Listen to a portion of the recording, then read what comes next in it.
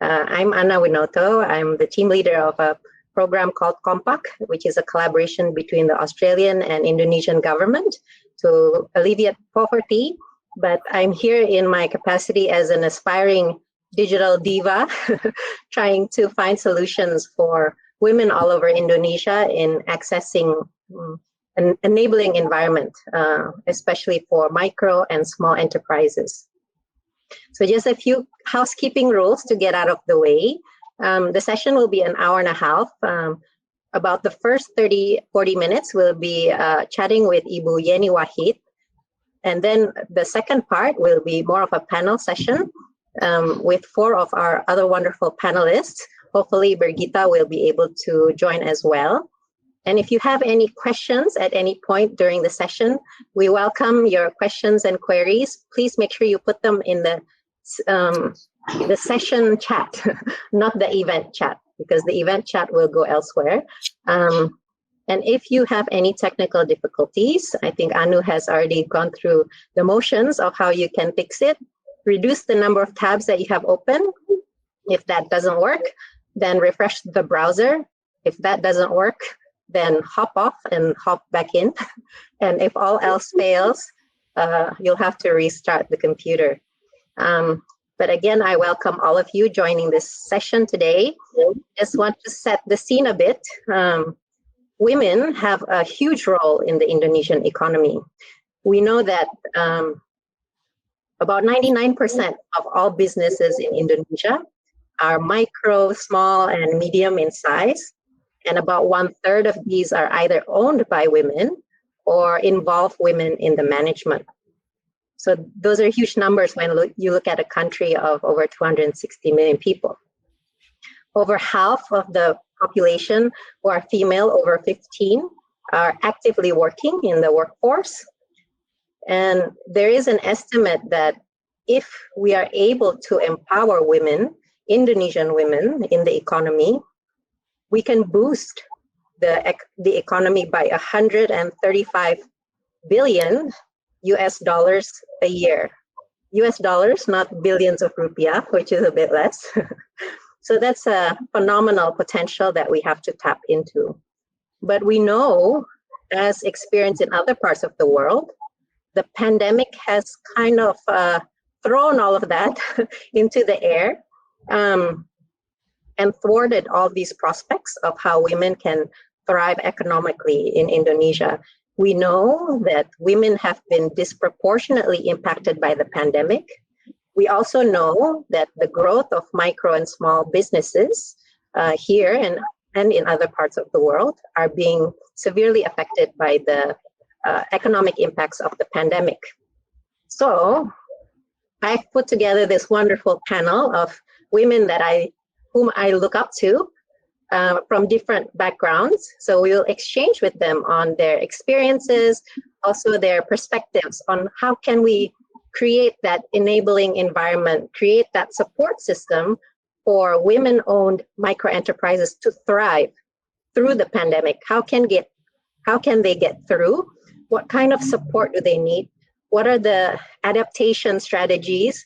And what are the policy enablers and some of the digital solutions that can help? So we have a wonderful panel here. I'm biased because I think they're all wonderful, but I hope by the end of the session, you'll be inspired by all of them as well. We will kick off with Ibuyaniwahit. Ibuyani needs no introduction in Indonesia and also in the Islamic world. She's a prominent public figure who champions peace, prosperity for Indonesia as well as the Islamic community. Excuse me.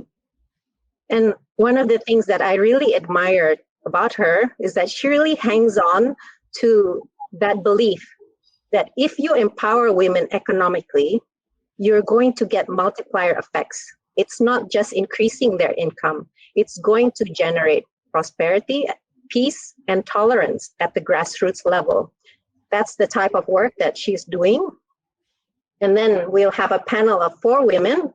We have an investor, we have a knowledge producer, the sage advisor giving the evidence. We have a fintech And we have also a social enterprise who's actually going through this experience of how to adapt. So hopefully by the end of the session, we can all come away with some practical ideas and also inspirational stories on how we can better support women, not just Indonesian women who own and run micro and small businesses, to survive and thrive through this pandemic. So without further ado, I'm very happy to introduce Ibuyaniwahit to kick off our session. Yeni is a public figure who champions peace, tolerance, prosperity in Indonesia and worldwide. She is a director of the Wahid Foundation, which she founded together with her late father, President of Indonesia, Abdurrahman Wahid. She currently advises the government on anti-terrorism as well as anti-radicalism. She's also active in the business community. She has developed this passion on how to nurture and leverage technologies for economic empowerment, especially at the grassroots community. So Yeni, we're really looking forward to your vision and your actions on the ground on how to extend the impacts of women empowerment beyond just income generation. How are you, through Wahid Foundation, making changes happen at the grassroots and village level? And then how do you take that to economies of scale from just a few villages to the 70,000 villages we have across Indonesia? Over to you, Yeni. Thank you, Anna. And hello, everybody on the platform. We're here or somewhere else that I can't see. Thank you very much for the opportunity to be joining this panel, with all these esteemed speakers and the great work that you've done, Anu as the organizers of this event, and then also the organizers of many movements you've been spearheading in the world. Anna, thank you for having me here. Anna and I goes back a long time, and she knew how to twist my back into doing whatever she wanted me to do. So, but I didn't need any twisting to join this such an important panel, and I'll be more than happy to share some of the experiences that we've had, especially with our work on the community level, with program that we have developed with the UN Women. It's called the Peace Village Initiative. But, first of all, Anna already kickstarted the discussion by mentioning some numbers. And actually, there was some of the numbers that I was going to say that I was going to use in my livery, but she already touched upon that. But if you look at Google, if you take out your smartphone and then you type in Google the word business, then what will come out is all these images of men on the first page. All men, only if you scroll down further, then you will see the occasional image of women there. And if you add other word, women, so business women, then you'll see women, yes, at least they're women, but in suits, blouses, suits, that really portrays the image of corporate type business people. But as Anna mentioned before, that ironically in Indonesia, actually the 99% of businesses are actually small and medium-sized enterprises. And that's the number that we get from the Ministry of Cooperative and Small and Medium-Sized Enterprises. Micro businesses create jobs for around 107.2 million of people in Indonesia, or about 89.2% of the workforce.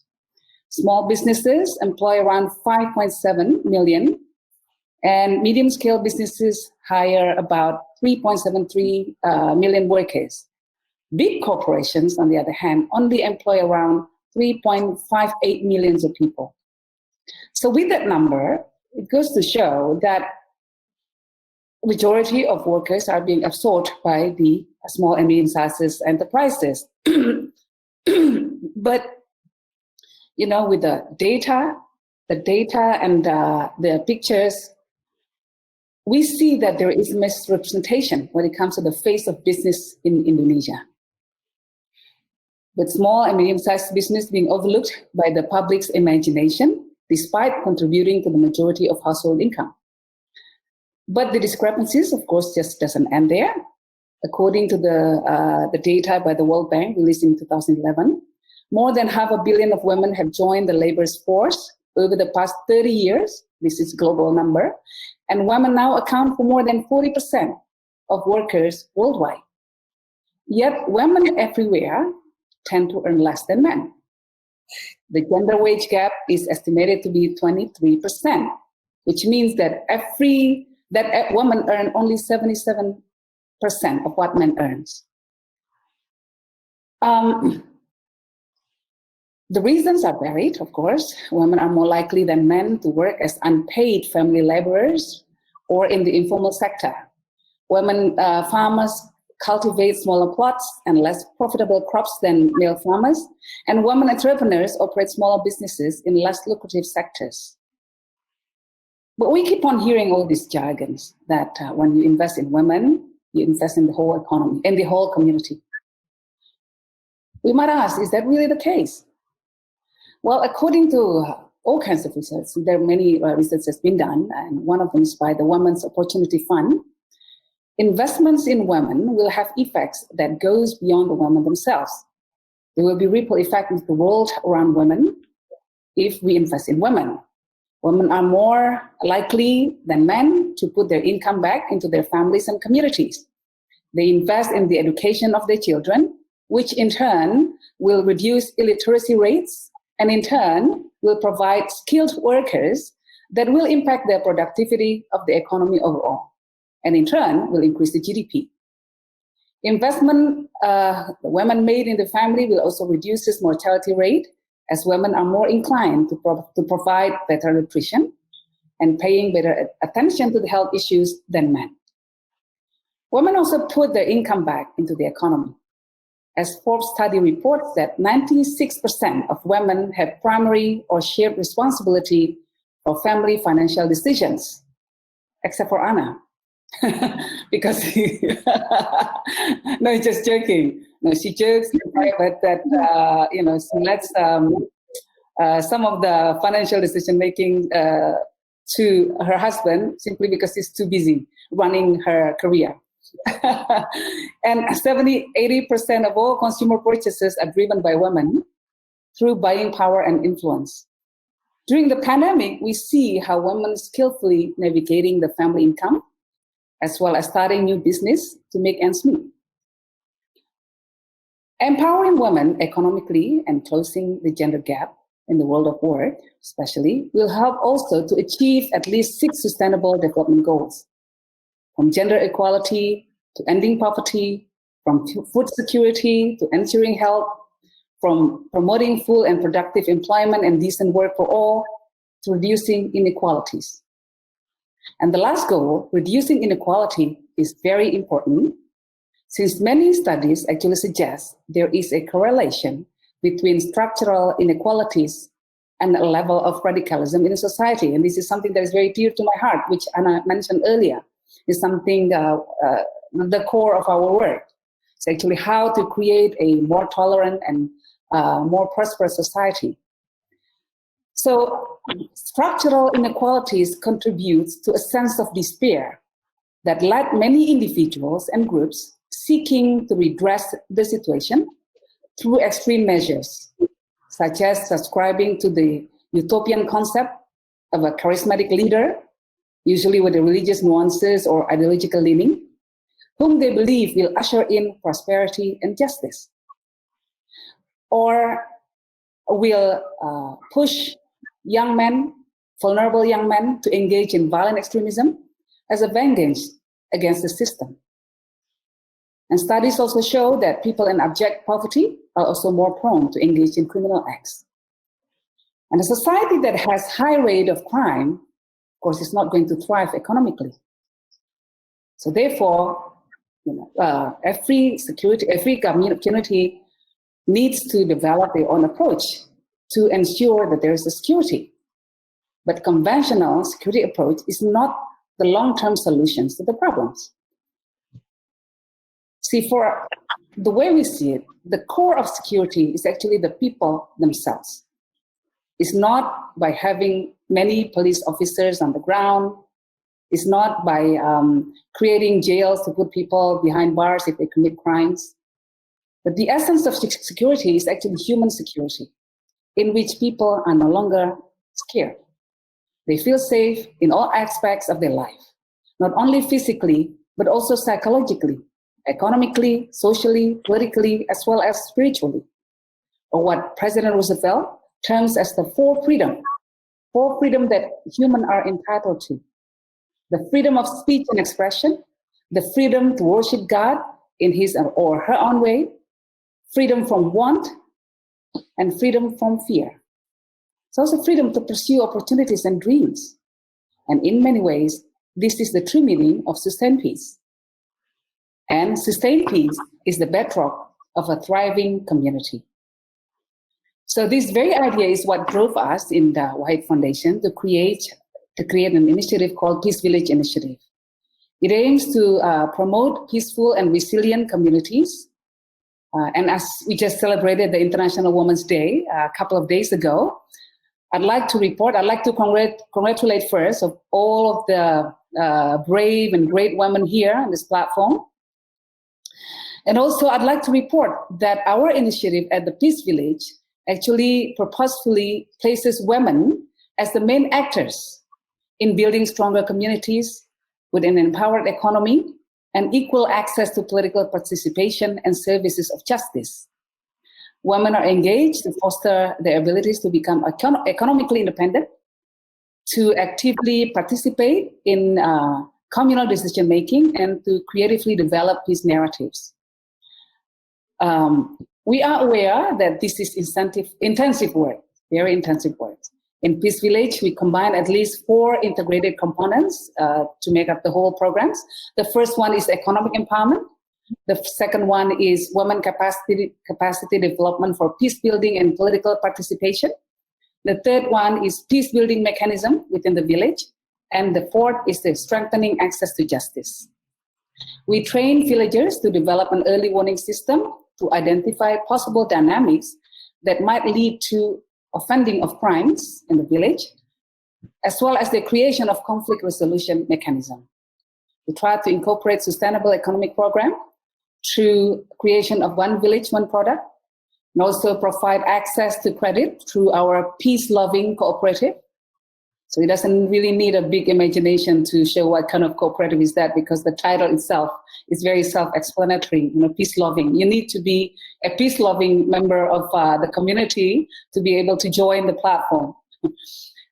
We also encourage saving, it's also as a micro-insurance mechanism. We also give vocational training to strengthen the entrepreneurial skills.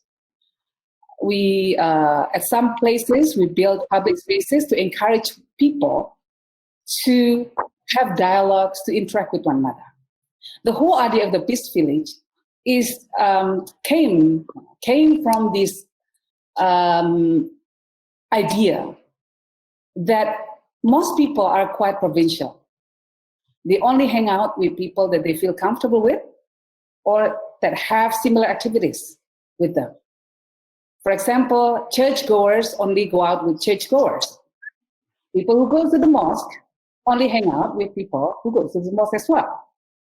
It's not very often where we see interactions, sustained interactions between people from different backgrounds. That is prevalent in our society. So we wanted to create a program in which we can nudge people into talking to one another to be able to build better understanding of what each other's needs. And in this Peace Village, we get women to realize that even if you're Christian or if you're Hindus or Muslims, we all aspire to the same things. We just want to send our kids to school. We want to provide nutritious food to our family. We just want to have a better future for our family, and we want to be able to send to go to pilgrimage maybe once in a while. Things like that. This is some of the bucket list of aspirations of most Indonesian people. So this is what we're trying to do with the Peace Village. And at the moment, we have about more than 2,000 women micro business that are active and trained by the program, but it impacts more than 80,000 households. We operate in 14 villages in West Java, 6 villages in Central Java, and 10 villages in East Java. So I'd like to end my my sharing by relating this story about one of our members, actually 2 of our members, whom I found to be very, very inspiring myself. So one is an example of how economic empowerment really creates more prosperity in their household. So we've got one member, her name is Muna, and before she lived in this very simple house with just dirt floor. And after joining the program, she creates her own businesses, and we also made her now into a manager of a community project of a laundromat. So she's the director, despite just graduating from an elementary school with very basic knowledge of writing and reading.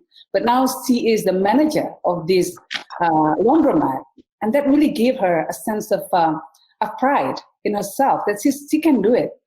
But I think the one of the most fantastic things that happened to her situation is that she's now managed to build a house that probably costs around $6,000. So now it's proper house for the family. They can enjoy, better health, better sanitation, etc. That's Muna. There's another story of Hasbia. It's a tiny woman who sells herbs. She lives in Madura. There's a very conservative island in Java. My husband came from there, but I'm very fortunate that he's more of a enlightened man, the new generation. But most people that come from Madura, they're quite conservative. So when we first went into the village, Hasbia made this, and enrolling people in our program, Hasbia made this comment, which is quite interesting. She said, "I didn't know that women had rights." That's the comment. I didn't know that women have rights. This same woman now has made this paradigm shift, such a leap of belief, and in that she's now mulling over the thought of running as head of village in her village. But I think the biggest success for Hasbia is that she has managed to put to rest one of her main concerns, which concerns the community life when it comes to security. So in Madura, there is this culture of charok. Charok is like a gang fight. You use sickles, and people attack each other, and over silly things such as pride and honors, stuff like that. Men are involved in this, and Hasbia was very worried that her son or husband might get involved in this. So she lobbied some of the religious figures in that village to put a stop to this. And as a result, she also convinced women in that village to go together and put more pressures on the village head, the male village head. And now they have a regulation that creates an early warning system before a charok happens, before a gang fight happens.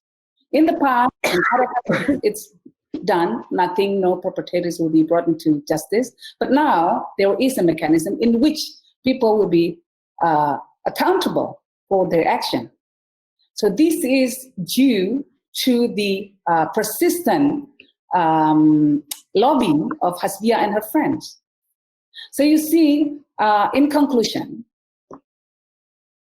when we look at investment in women, we need to look at three things. The first one, investing in women, especially in business, need to be demographically adjusted. So not to be just city-centric and does not just benefit only a certain sector in the society.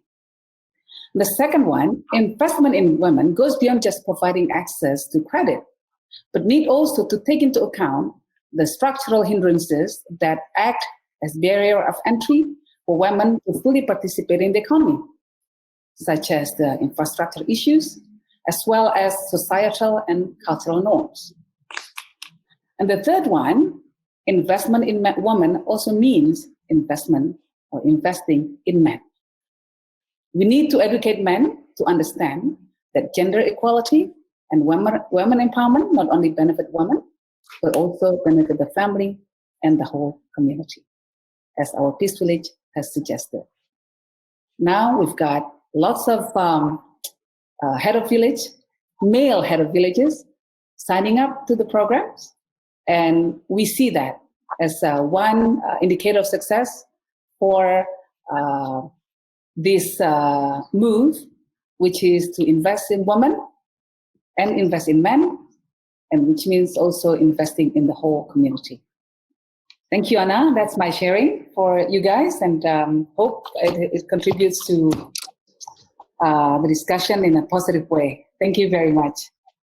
Thanks a lot, Yeni. That was a very inspiring and moving your sharing about the overall initiative, but these two stories, very concretely, we can picture Ibu Munah, Ibu Hasbiah, and the transformation that they've created not only for themselves, but also in the communities, and that through the activities that they've been engaged in with you, it's trying to change what you mentioned earlier, the second point about structural barriers, things that have hampered women before, from, let's say, wanting to become the head of the village, wanting to speak up when there's charok issues and so on and so forth. And these are women living in, remote areas, you can say, in other parts of Java. So thank you for that, Yeni. I'd like to give the opportunity to one or two people to ask you a question directly, if that's okay. Is there anyone from the audience who would like to ask a question to Yeni? This is a golden opportunity to do so. She's a very busy lady. As she mentioned, I had to twist her arm, send her a lot of cookies and things. Cookies are still missing, so waiting for that cookie. To get her to come to the panel. They're on the way. If it hasn't reached you, it's Gojek's fault. There's the Gojek lady down there. Any questions? I'll check the chat group. Okay. What's your vision, Yeni? There's a question from Anu and also from Marcela. I think both of them are related to your vision of the Peace Village and your initiative moving forward. What's your objective for 2021? How are you going to go from 2,000 villages to nationwide? Yeah, actually it's not 2,000 villages. We're still in the tens of villages because we'd like to take our steps, quite slowly. Yes. Because every village is quite specific, the problems that they face. So we go in and we, very locality centric way of trying to help them. So there's no one size fits all solution that we bring in. It's not a top down approach. It's very much bottom up approaches, which I think will contribute to the sustainability of the program.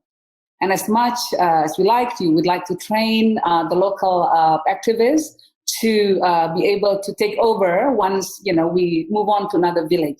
That's the way we try to operate. So for 2021, we'd like Anna just mentioned before, we'd like to bring technology into the fray. And now we develop this social enterprise. It's a platform that will enable women to have their own virtual stores, so that they can earn money from that stores. And we have linked up with many like great stores or supply providers in Indonesia. And so it's a win-win solution for all, because not many people are quite business savvy.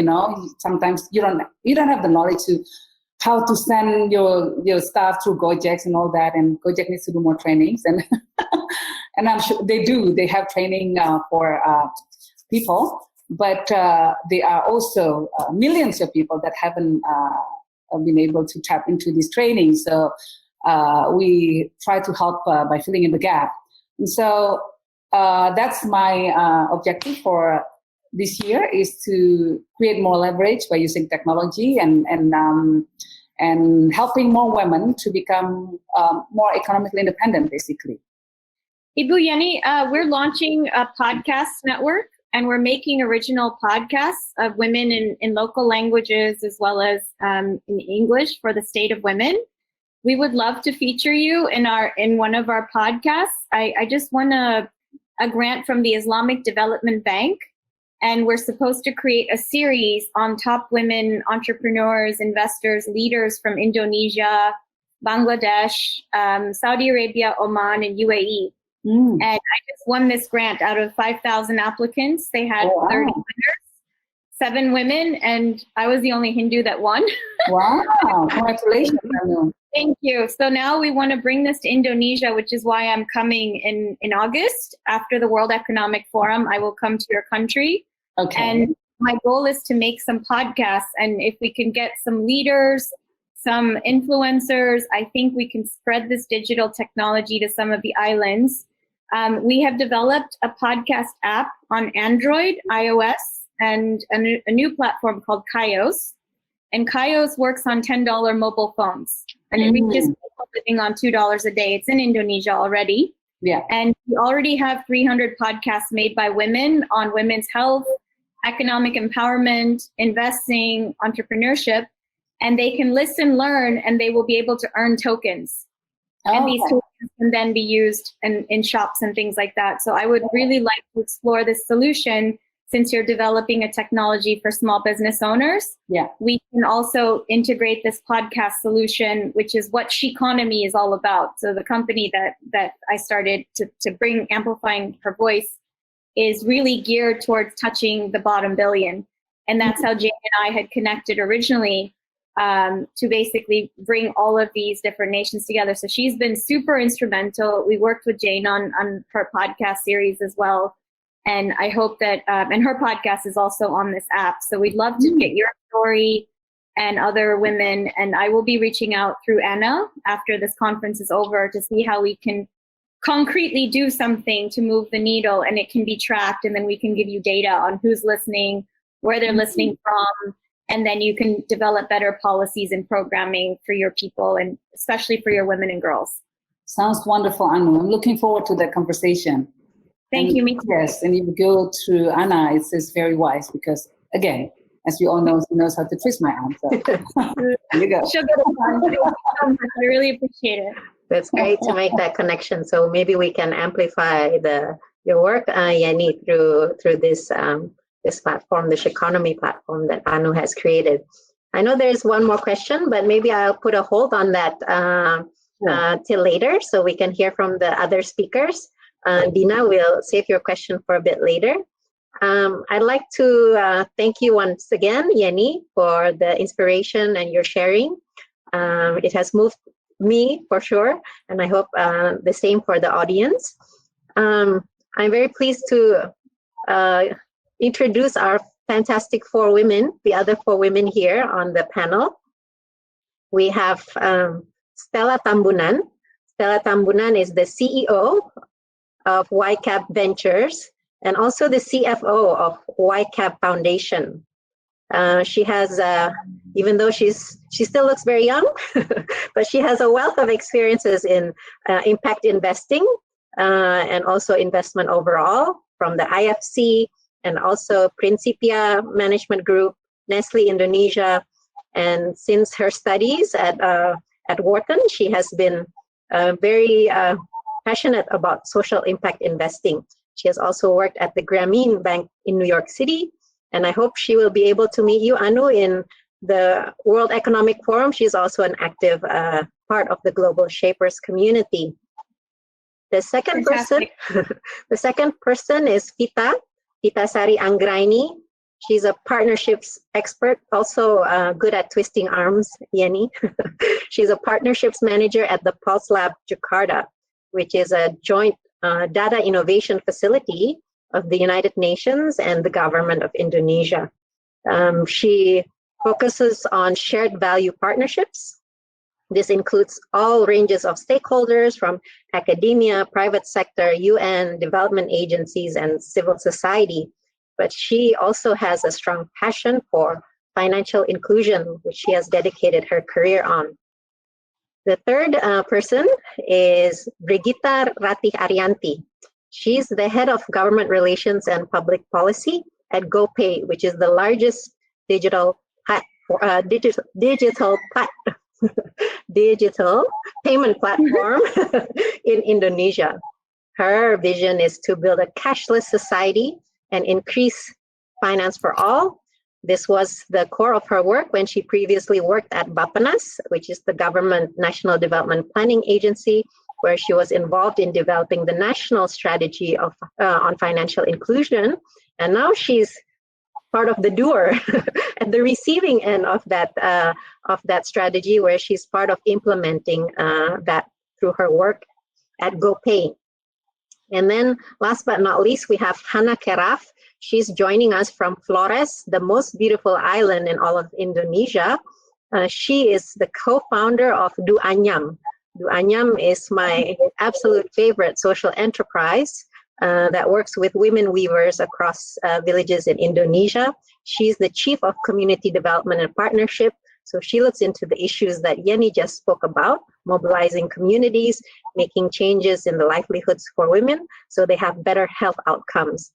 Hannah is very active in business leadership programs, such as the ones where she was involved with the US government as well as the New Zealand government.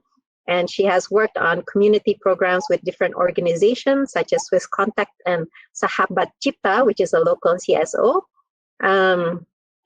Yeah, so that's our fantastic panel of women. Without further ado, I'll go on to the first speaker.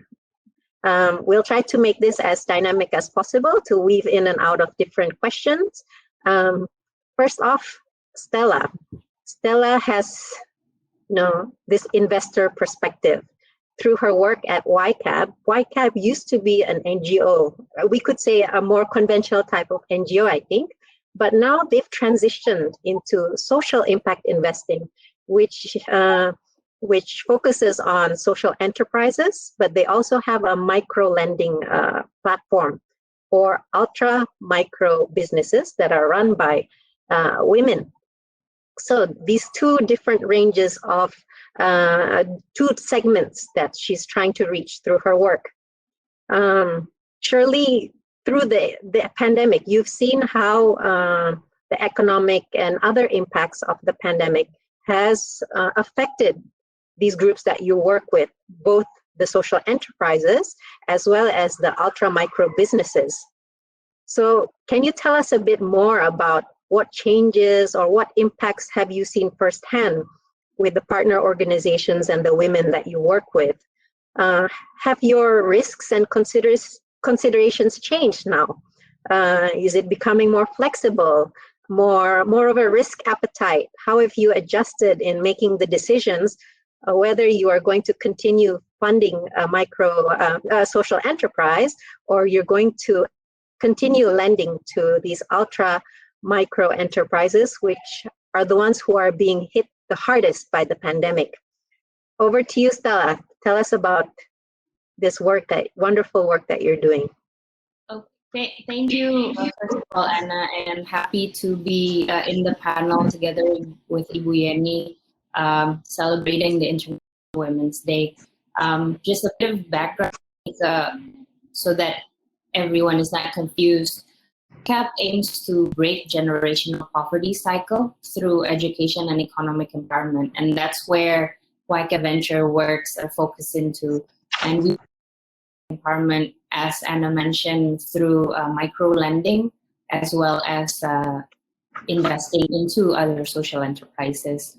And the second one is we just also launched a gender lens fund called the Women Empowerment Fund that really focuses on supporting women-led businesses or technology-driven solutions that Ibuyani mentioned. It's not just about providing microloan, but also finding a solution for systemic barriers for women to participate in the workforce. So, and clearly we have seen a lot of changes that is affected by the pandemic. For example, our microfinance clients have seen their revenues drop for more than 50% at the beginning of the pandemic. And especially those who are located in areas, around schools, tourist area, most of them are actually forced to close down their business. So they are, as all research says, economically impacted by COVID.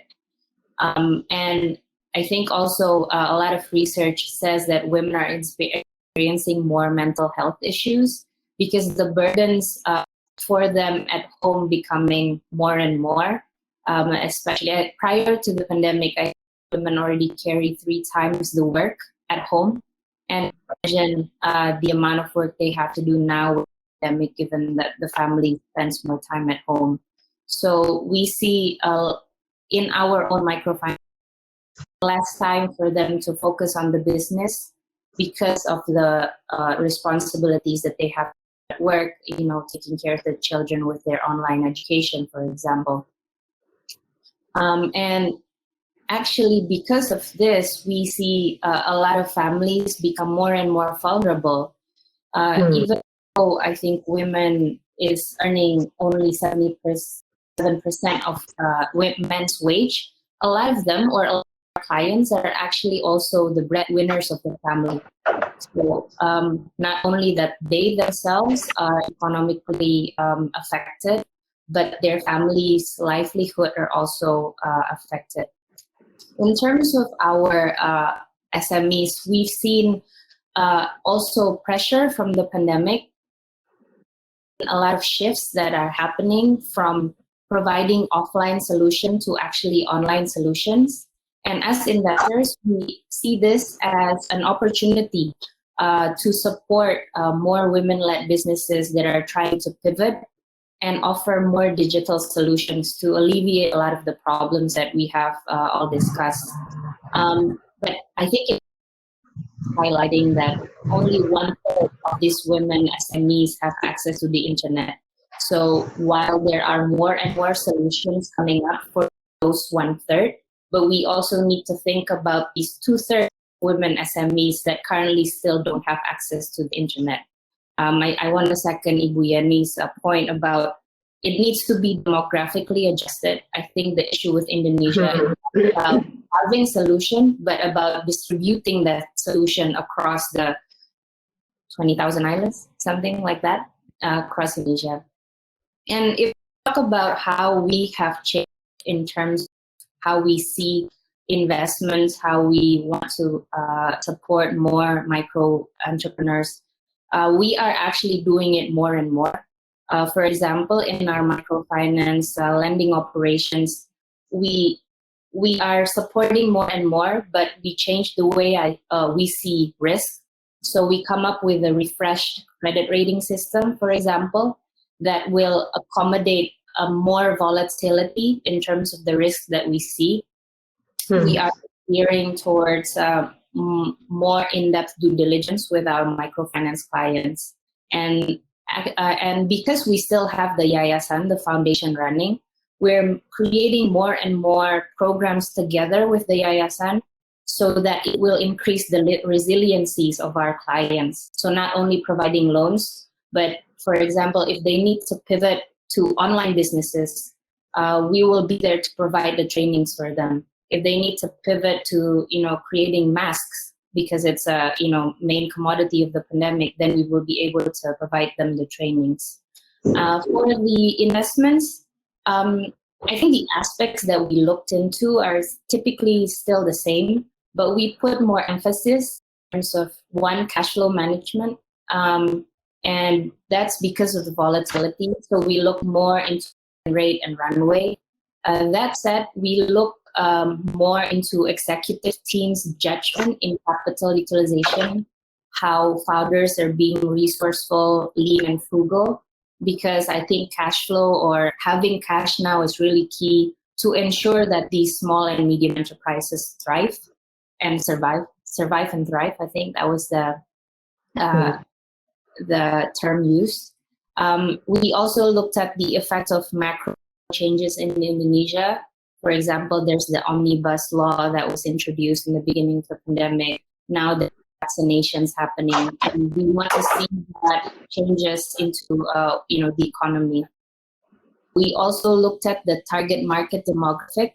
So, for example, because of the pandemic, more and more businesses that offering digital solutions are actually having more.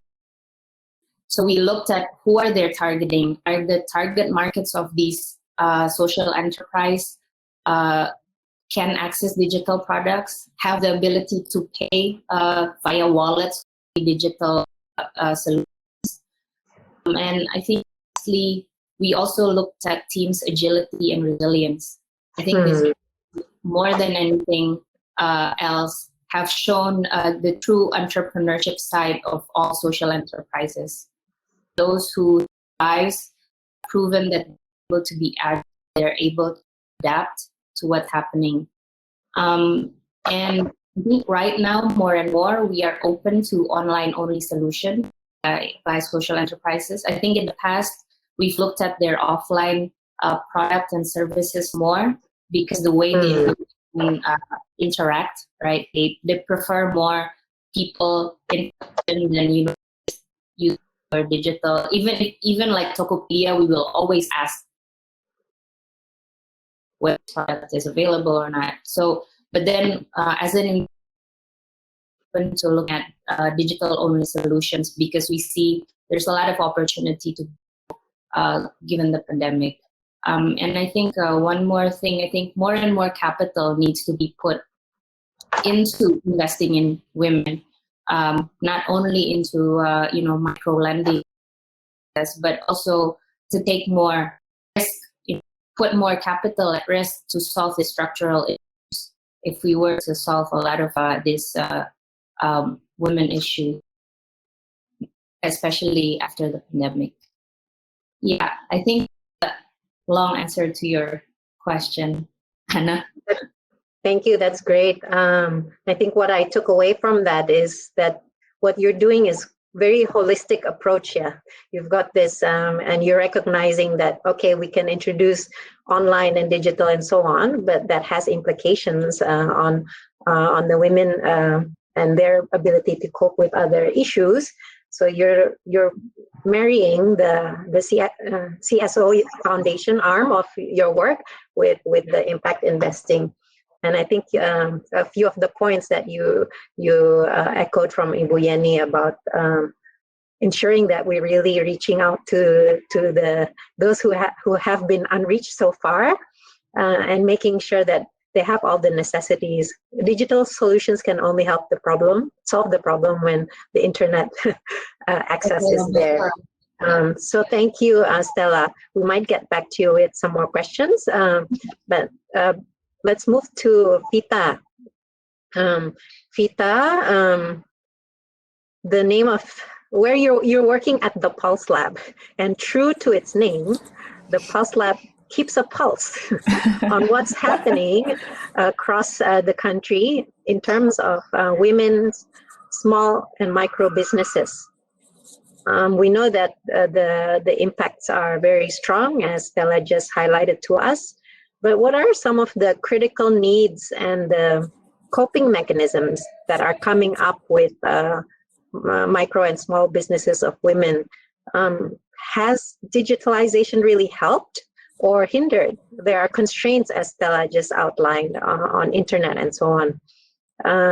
And if you can get to it a bit later, I will ask you also a bit more on the big data analytics that you are able to generate in this social distancing environment. But please, on the critical needs and coping mechanisms based on the data that you collected. Thank you, Bu Anna, and thank you for the opportunity to join this panel. It's been an honor for me and also for PostLab Jakarta. So before I answer straight to your question, I'll give some context on how PostLab Jakarta has been operating over the years. So we are now an analytics partnerships. What it means is that, well, we have always been working with public and private sectors. We bring all this private and public sectors all together on the same table to talk about and to extract what are the actionable research or collaboration that we can work with. Because PostLab Jakarta is a part of the UN that we don't actually produce policy. We're not also the service provider. What we can do is to strengthen the public-private partnership to then each of the private sectors, they can take up the insights for their business model, for example, and the policymakers or the government of Indonesia and other government that engage with us can take up the insights for their policy-making input. So this is then aligned with your question about how we find and how we try to identify what are the needs and the coping mechanism. Well, before the COVID, we did this research on 2017 with GoPay, again, and Amarta and BTPNWOW on the financial inclusion on the digital financial services. And we focusing on to micro entrepreneurs. Why micro? Because when we're talking about micro and small business, these micro entrepreneurs are often forgotten because small and medium are easier to reach. They are more digital savvy, and well, yeah, they're maybe cheaper in a way to reach the segment. So we try to cater to this micro enterprise market, not only to build. This is like resonates a lot with what Ibuyani mentioned and also Stella mentioned to boost the economic growth or GDP growth, but also for economic resilience when there is an economic shock in Indonesia because of the percentage of the micro entrepreneurs are like more than 90% and more than half are owned by women, if not run by women. And the latest BPS survey also showed that small microenterprise, women microenterprise, use more digital platform to conduct their business, which is 54% compared to men, and small business also 68% women use the digital services compared to 52% of men. So in our research, before the research, we also do this kind of prototyping with 6 fintech companies to see how the financial services can cater the women micro enterprise. What's interesting is that we managed to, the fintech managed to deliver 4,800 new loan for this segment. And the insights that we find still are relevant to our latest research during COVID is that the importance of human intermediaries or the agent banking in digital financial services. But in this digital platform is the importance of agent or even like the drivers, for example, when it comes to the food delivery. But also the family members that can be the bridge to support women to use digital services. And the second is financial literacy when it comes to digital financial services. But in the digital platform economy that we currently, I will tell you more after this explanation. The digital economy in the digital platform is the digital literacy.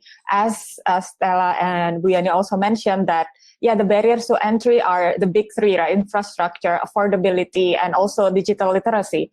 But if we look beyond that, our research during this COVID, the research was conducted with UN Women and Gojek. So we were mostly looking at the Gojek user. But the insight that we glean from there can be useful for a wider public sector, for policy making, but also for other business. So if we look at deeper on that sense, the barriers to entry are, other than that three factors that I mentioned earlier, are also the increasing house chores or unpaid workload that the women have during the COVID, and this. It's not diminishing, but it's reducing the impact of the digital transition to the digital platform itself. So women have been at the forefront of using digital platform to survive during the pandemic, according to our research with UN Women and Gojek. But this does not impact them equally, because there are two types of business in micro and small segment. First is the necessity-driven, which are trying to cope, and during the pandemic, they decrease their income. They have to take care of the family, but they cannot have access to the government stimulus program. So they have to navigate their way to survive, to meet the ends meet that we heard earlier. And this type of business have a different characteristic with those in the growth-oriented business, which already have like a vision to build a business. What they see the opportunity, they see the profit, why they go into running this kind of business. So these two types also differentiate how digital platform impacting their business. Other than that, it's the age of the business itself, whether it's new, mostly the businesses, the micro businesses that arise during the pandemic are more digital savvy because they have to do so. But digital platform is not the only tools that this segment is using to survive, because they have other coping mechanism on top of digital platform, which is they have to, for example, maybe change their food product, their food. Like their offer, like first they sell ready to eat food. Now they sell more ready to cook food, to and those kind of different strategies that is very creative, and it's very it's that's why I think that also align with if you touch this market, then the resilience you can build the economic resilience of the country, because how creative that is. So I think your question, I hope, so we cannot say that there is one size fits all intervention, whether it's from the business side or from the policymaker side, because each of this character has different needs, has different coping mechanism, has to juggle between different tasks at home, having to take care of the sick family members because they are lacking of resources to pay for hospital, or they're afraid to go to hospital. So these are also some of the unpaid workload that if the government wants to build a policy upon it, then they have to also put this into account. And I think what's most important is to put gender perspective lens in all of this inclusive business development, but also inclusive policy, especially in COVID-19 response.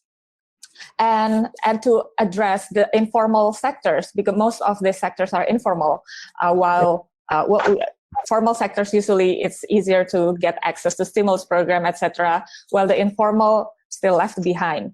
And I think the last point is also leveraging partnership, because these two sectors have very unique and very different incentives to actually work together or to build an inclusive policy or business. I think I'm gonna stop there for now, and thank you. Buana, over to you. Thank you, Vita. You've shed a lot more insight now into and added to what Stella and Ibuyani has already conveyed. That we need to pay attention, not just in terms of, okay, these are all owned by women and so on and so forth. We need to see at what stage they are in terms of the business, right? Are they informal, formal? Are they at this just starting up, or already into it but trying to survive? And also that there are different interests. There are ones who want to grow, who are ready to grow. There are ones who are just trying to hang on and survive. So, and I think your last point on public-private partnerships is a perfect segue to Rati, Brigitte Rati's segment of the session. Rati, I think you bring interesting insights, having been on the government side as well as now on the GoPay side. Your work at GoPay, you are, as I mentioned earlier, at the receiving end of the policies and strategies that you developed earlier on financial inclusion. So reflecting on those, what challenges or constraints do you see, but also what enablers or progress have you seen? What moving forward, what recommendations or what changes do you recommend moving forward so that we can expand the reach of digital payment platforms for more of the community members and women? Over to you, Rati. Right. Thanks a lot, Anna. Such an honor for me to be in this panel celebrating International Women's Day with this amazing and fabulous ladies here. I think before I jump into the questions, maybe a little bit on Gojek Group and on GoPay, because I know that some people here are not from Indonesia, perhaps, or not from Southeast Asia. Gojek started around 10 years ago as a ride-hailing company, as Southeast Asia's Uber, but now we have more than 10 verticals, ranging from ride-hailing to food delivery, digital payments, even like digital loans as well. So there's a huge range of digital solutions that we offer, and where does women fit in, right? So women is all across the ecosystem. We have women drivers, we have women merchants, we have women food merchants that are accepting digital payments, and we also, of course, have women users, and all of them are part of the considerations that we make when we design our products. Now, to answer your question, right? So I think I will name 3 main challenges in digitizing women enterprises, right? We've heard from previous speakers on how digital solutions can help women enterprises, especially the micro small ones, especially to survive and thrive during this pandemic. But then to scale up and to maintain, to ensure that this impact is sustainable, like I think there are 3 main challenges that still needs to be addressed. The first one, as also been mentioned by previous speakers, is of course digital infrastructure, right? So both mobile and internet connectivity and smartphone ownership is still a challenge, and it needs to be solved. Why? To, of course, prevent digital divide, because as digital technology brings a lot of benefits, if we don't ensure that everyone in our society can get the benefit, then there's a risk of us getting into a digital divide that is worse than the condition now. So we have to ensure digital infrastructure availability. And I think I applaud the government of Indonesia's Palaparing project completion, because this project has enabled 4G connection all across 500 regencies in Indonesia. And it has been there since 2019. And aside from that, I think access to smartphones has also been increasing significantly given the decrease in price, the trend of decrease in price. But I think we still have to do a lot to make sure that all of parts of our society and our country can still benefit from technology, and we don't leave anybody left behind. And the second challenge is on regulation.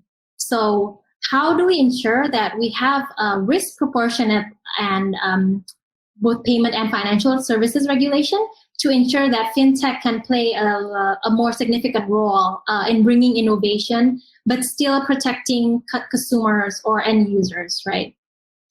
And I think the regulators, in this case, Bank Indonesia and both Bank Indonesia and OJK, has done a pretty good job in ensuring such delivery. I can mention here that Bank Indonesia has launched a payment system blueprint for 2025, and it sets out its vision as a central bank and several initiatives to navigate the national payment system during this digital era.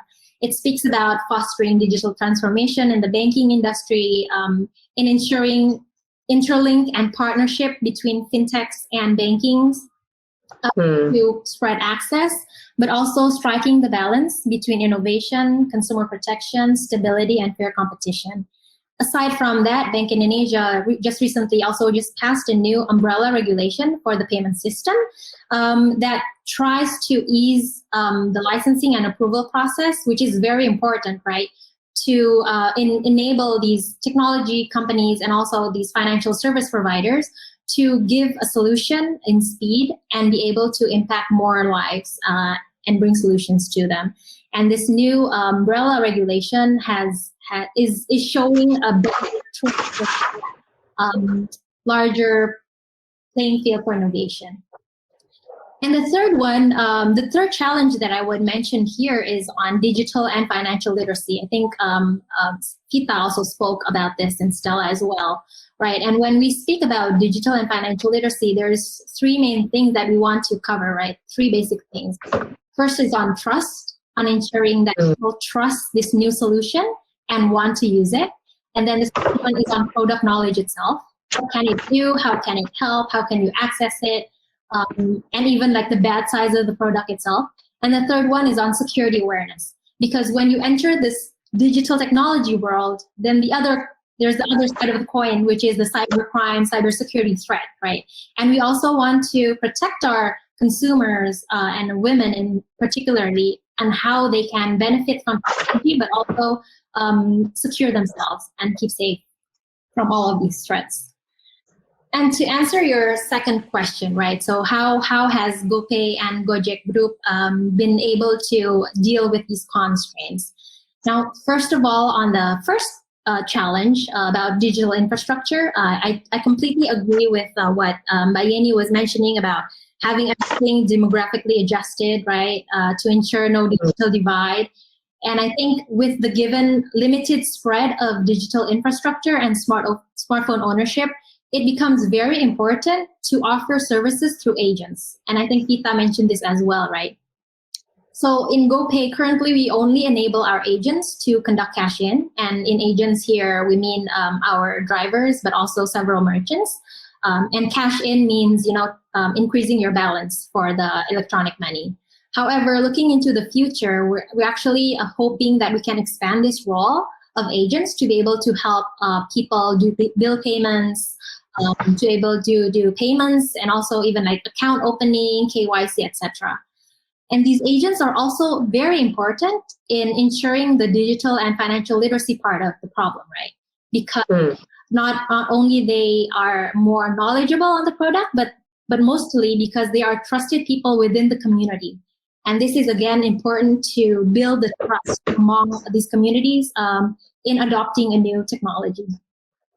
And in the second part, so for digital and financial literacy, there's at least two main things that we try to do. The first one is on product development itself. So to make it easier for people to adopt to a new solution, it has to be important for the product development people to really recognize what the problem is and offer a solution that is very relevant to them, but also very easy to use, right? So easy use is very important in all types of solutions that we offer, from our Gojek app users, for our users, our Gojek drivers app, and then even our merchants app called GoBiz and Sally. All of these are made very, very user-friendly to ensure that it's like easily used by anybody, even without any, special education or whatnot. But even so, even if the product itself is already easy to use, we still accompany it with instructions that are very easy to understand, visually interesting, etc., to make it easier for people to adapt. And then the second part, and I think this is very important and needs to be highlighted, is on partnership, right? I think all of us here agree that we would like to scale up the benefits of digital technology to help more and more people, especially during this pandemic. And the only way to do so is through partnerships, right? Partnership is important not to only onboard people and move merchants from offline to online, but also to educate more merchants, more users on digital literacy, on financial literacy, on business savviness, etc. And we have done several and even a lot of partnerships with NGOs, with regional governments to help merchants with education sessions. One of the examples is Gojek Wirausaha, where we have a certain tailor-made curriculum provided by the NGO, and then we also provide it with we tailor it with our solutions and tap into regional governments, also ministries, to go to in their networks of merchants. And by this tailor-made curriculum,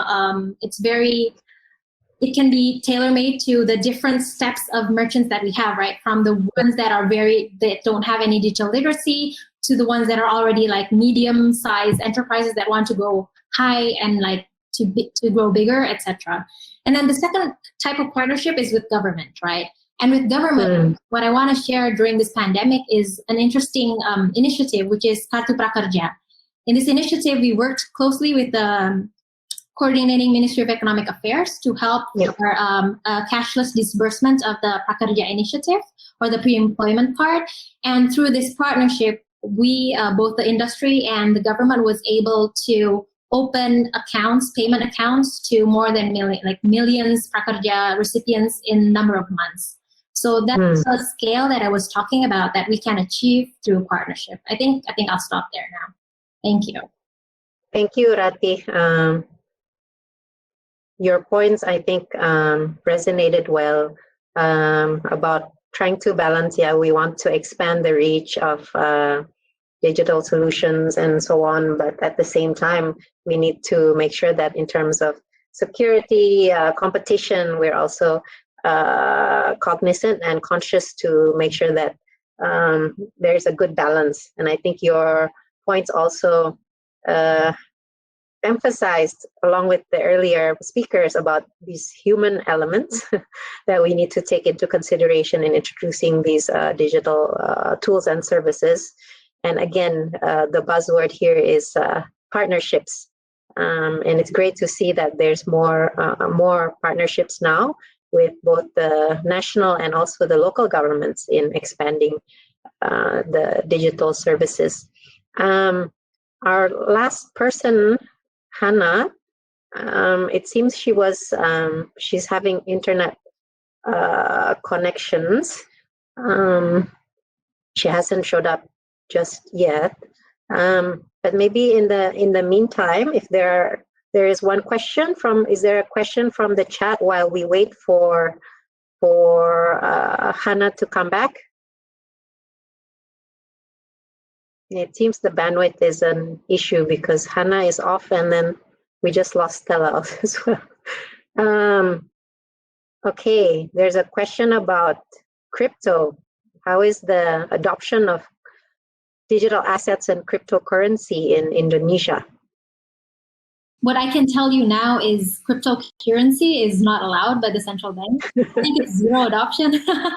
I mean, no, I cannot tell the number because, again, formally regulatory based, it's still not allowed to actually offer the product here. So nobody here, as in like no Indonesian company is offering a digital currency. But I'm aware that some people are using the solutions that are available online, internationally. But again, I don't have the numbers because I think it's underground. Okay.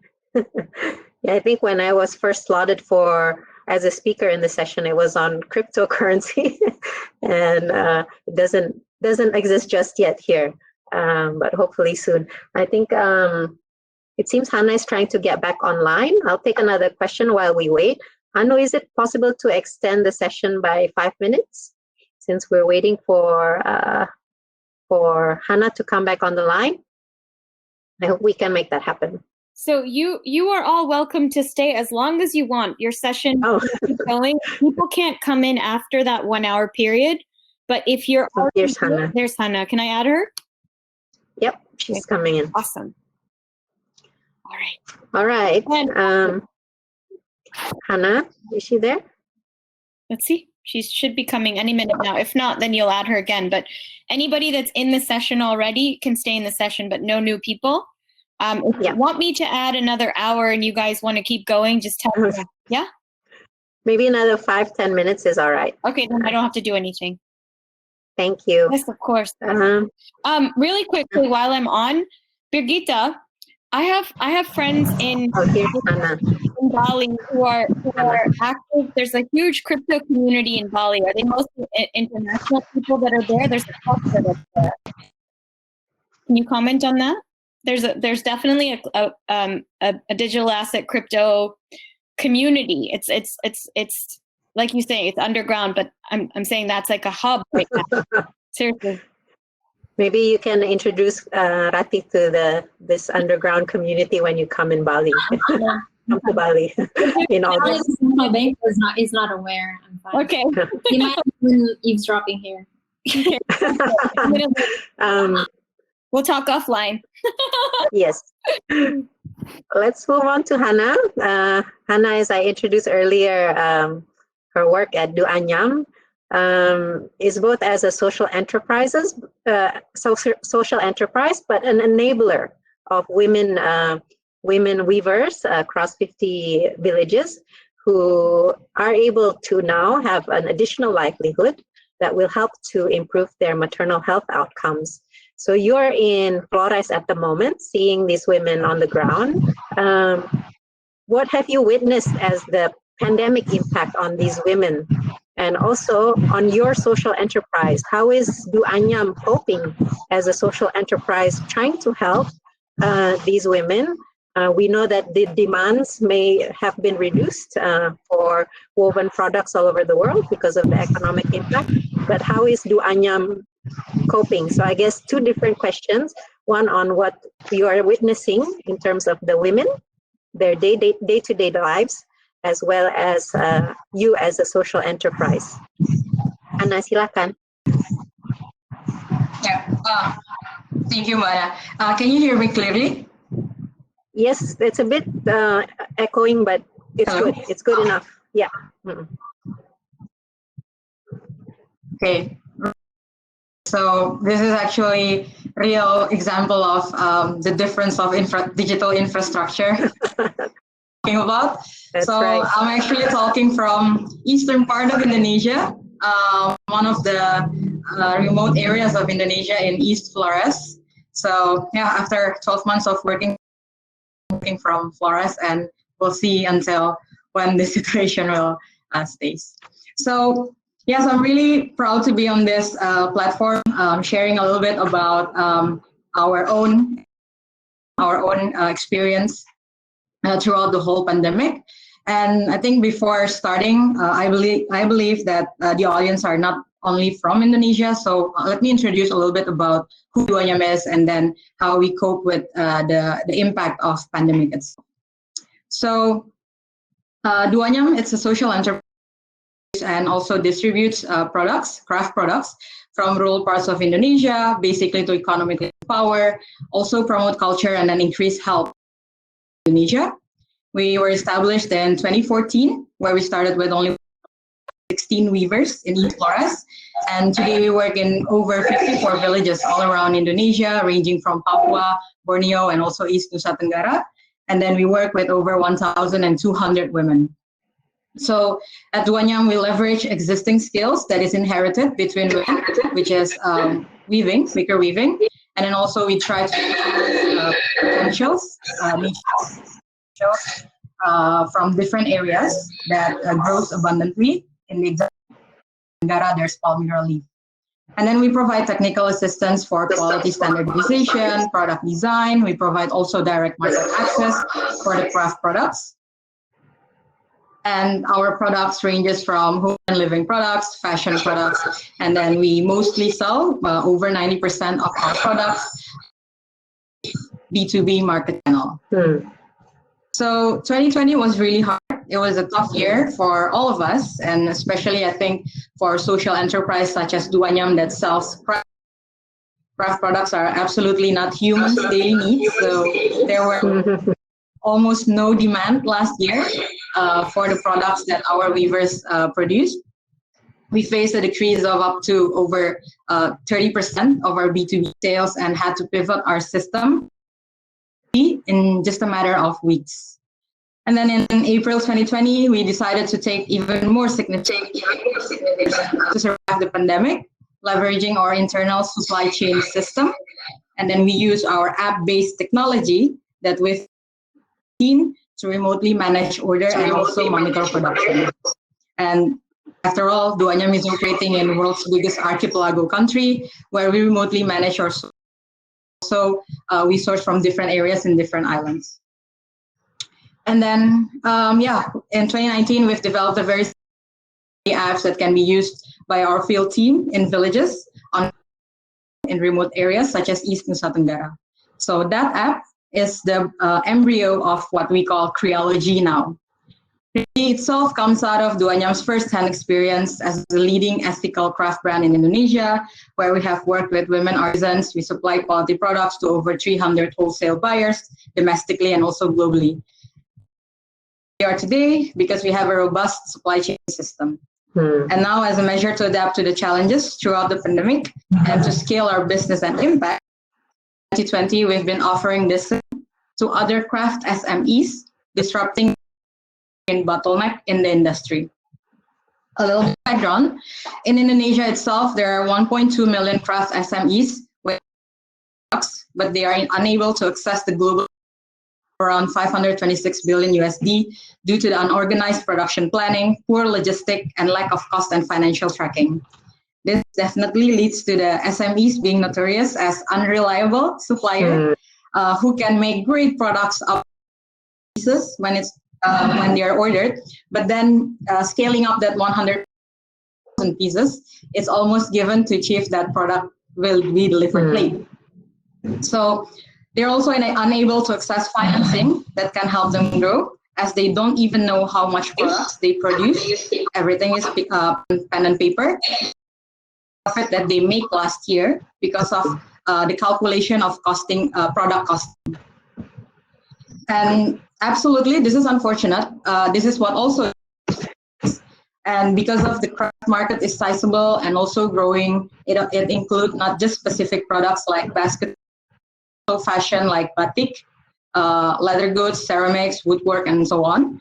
Basically, everything that is manufactured not in a factory. McKinsey study shows that with digitalization, we can uplift SME revenue by 13%, and then the SMEs themselves are already more than willing to invest in technology that can help improve their operations and also efficiency, especially post-COVID-19. Unfortunately,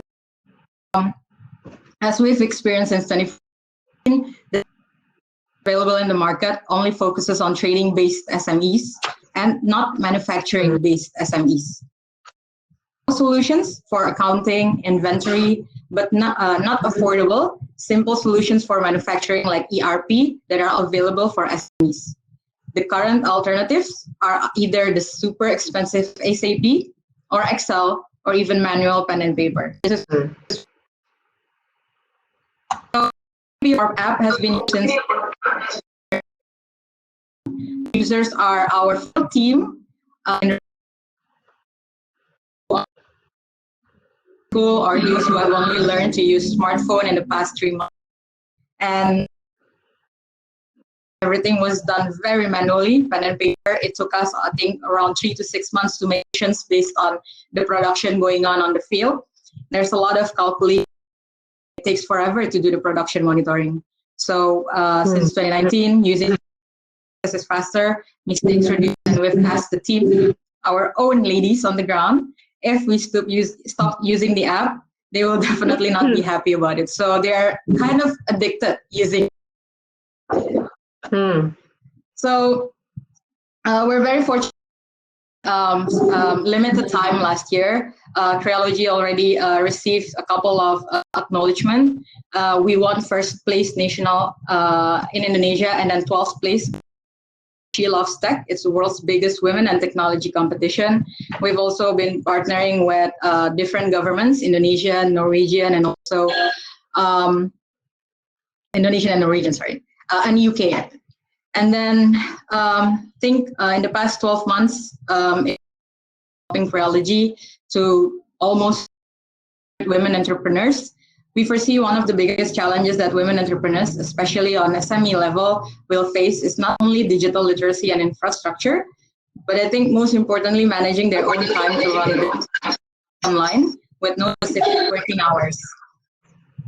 As myself, my fellow women entrepreneurs have to juggle virtual trainings, virtual meetings, online events, everything with their daily activities as a mother, a daughter, a housewife, and on top of all, operating their own business as an entrepreneur. this is something I think that will be the new normal. This is something us as leaders have to support them in managing their own time in fitting in all this digital and technology world. And lastly, as a business that is 100% women-owned, and Ayu, Melia, and I, my fellow partners, we really hope that we can be an example for our fellow women entrepreneurs to transform in order to 19 impact. So yeah, that's a little bit from our side. Thank you, Lana. Thanks a lot, Hannah. What you said just now about digitalization helps women and cope through the pandemic, but also there's other things to juggle with. The online, of course, makes things easier, but it adds burdens on other things that we're trying to juggle as well. So thank you for sharing with us. I think it's phenomenal what you're doing. You've shifted very quickly, pivoted very quickly. You've managed to establish a new platform and expanded it to other SMEs who have been limited in terms of their access to some of the skills training and other capabilities. So thank you for sharing your experience with us, Hannah. You mentioned at the last your last comment was that you hope to be inspiring other women entrepreneurs. I pretty much believe that you already are. So thank you. We have. I think I will extend until 1:45. It's okay if it's okay with our panelists to take one or two questions.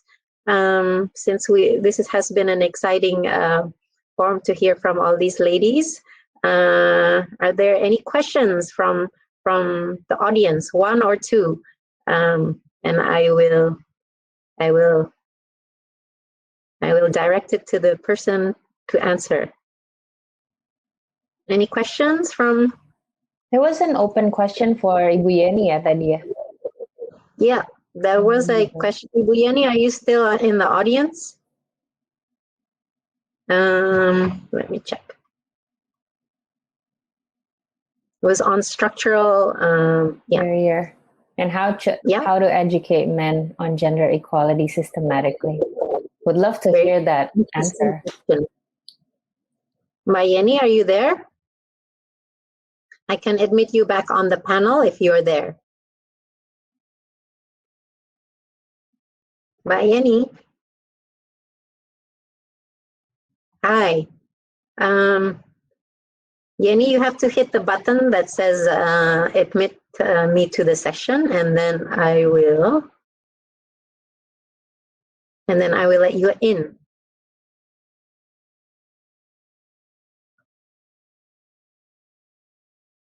There should be a blue button on the right that says admit to the panel. Here we go.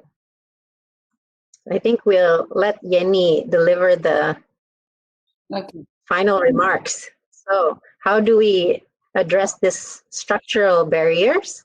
And the second part of the question was how do we educate men about investing in women? Very interesting question. I think what we need to do is actually to find allies. People, more finding allies around us, men who understand that it is in their benefit as well if women around them are empowered, or women in the communities and the society are empowered. And I think we can find many men like that now in around us, especially the new generations and the millennials especially. I mean, they are used to this idea of gender equality much more than the previous generations. But in terms of the older generations, we actually need to speak their language, and also that we need to be able to convince them that we are not out there to get their positions from them, to get their resources from them, to take over the world. I think we need to really convince them. This is, there will be the need to convince them in using language that they understand, that is not non-threatening. And I think for the older generations, I think this is probably quite an alien society now, with so many of the social mores and social values are very different from the way they were raised. So they need time to make adjustments as well. So we need to be patient.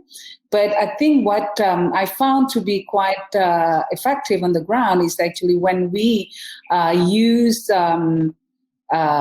women in power to leverage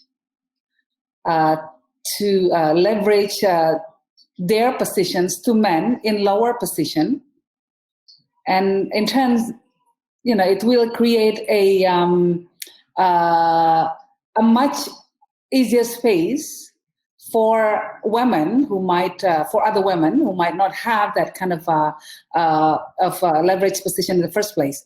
So women in higher positions should help to build the bridge, to build the to help build the communication bridge, to help open the doors, and also guide the other women into the door and ask them to sit with the men on the table as well. So there has to be patrons and patron as well, that helps other women to move out the ladder, to move up the ladder as well. And I think, Anna, I'd like to also to use this opportunity to say that there has been many criticisms. Probably it doesn't apply to the new generations, to the millennials, to the generation Z, whatever, but the older generations of women, there is this criticism in which that we belong to that generation. But we tend to focus more on our need, that we have this prima donna syndrome, that we want to be the most successful, the prettiest, the most whatever, we think that is important for us. But we forgot to extend our hands to other women. Instead, sometimes we get involved in, carry disputes over issues that don't really matter, and we forget to lift each other up. I think that is one criticism that we need to meet with concrete actions, which is that we all need to extend our hands to help each other, especially women. We need to help each other out, because we have to assume that no man will help us in that pursuit of equality. So it has to be women who help each other out. So that would be my question. That would be my answer, Anna. But in terms of structural barriers and issues like cultural norms and all that, you just have to have pioneers. You have to have role models, women role models who break down the barriers, who are out there, who can act as inspirations to younger women and make it possible for other women to also follow in the footsteps. That's great, Yeni. That's exactly what I have experienced myself. If I reflect on where I am today, there have been incredible women coaches, friends, colleagues, relatives, whom I look up to, who have helped me to get where I am today. So let's make a commitment today to make sure that we bring up those young women, fellow women, give them the opportunities that we've had to get to where we are today. So with that, I think that's a great place to end. We titled this session about women investing in women, and I think you wrapped that up very nicely, Yeni. Let's make sure that we give opportunities and open doors for other women to reach their full potential. So thanks again to Yeni, Ratih, Vita, Stella, Hannah, and of course our host Anu for a fantastic session. especially also for our audience. I think there were over 80 people who joined, including men. So thank you for all of you who have supported and taken part in this conversation today. Hope you enjoyed it. Hope you come away with some inspiration and ideas. Thank you. Thank you. And I'm still waiting for the cookies, Anna. Thank you, Anna. Really Coming soon. Thank you all. Thank you. Bye. Sukses for everyone. Sukses for semuanya ya. Ya, terima kasih. Stay healthy, everybody. Izin live ya. Izin live. Mohon izin, Bu. Mohon izin di Ana. Nyan sewu le. Nara. Dah Ana. Bye.